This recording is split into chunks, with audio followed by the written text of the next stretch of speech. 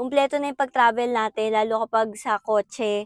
Meron na tayong neck pillow, ayan siya. And then, meron pa ako nabili sa TikTok shop. Ito siya, magnetic carrier na window shades. So, ilalagay nyo siya dito sa mga bintana ng inyong mga kotse. Pwede rin to, ba, papalit ka ng damit.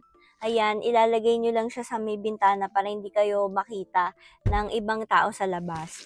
O kaya, since ngayon na magta-travel kayo, di ba, pang takip nyo. Also, dahil mainit na ngayon, di ba, ipang-cover nyo rin siya. Pero hindi siya magnetic. Ba't ganun? Nakalagay sabi magnetic daw. Pero ano siya? Suction siya na ganito. So, ganyan yung itsura niya. Kulay itim. Ayan, kita nyo ba? Yan siya. Tapos, yung likodan niya ganito.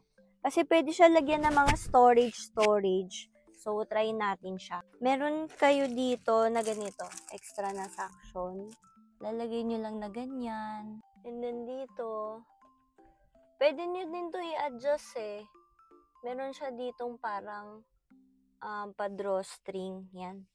Tapos, ayan o. Kung medyo malaki yung bintana nyo. So, akin hanggang dito lang. Ganyan siya. Ganito ginawa ko. Sinagat ko siya na ganyan since na-adjust naman siya. And then, ayan yung itsura niya. Pero hindi pa nga nakaayos masyado kasi tingnan nyo to. Okay, ayan itsura niya.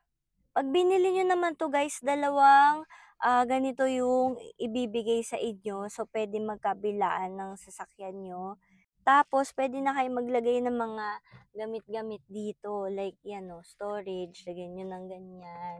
And then dito, lagyan nyo ng mga pabango-pabango, ganyan. O, diba, ang dami na natin pwede ilagay. Lagay din natin yung cellphone natin dyan. Yan. Yung ating, electric fan din, lagay din natin dyan. Ayan, o, diba? Matibay naman siya. Kahit naman maglagay ka ng medyo madami-dami na mga items dito, okay. Higpit naman yung pagkakadikit niya dito. So, ayan. Ang ganda. Tapos, adjustable siyang ganyan. So, kung medyo mas malaki pa yung mga bintana nyo, kaya naman yan siya. Bilhin nyo na, another budol na naman.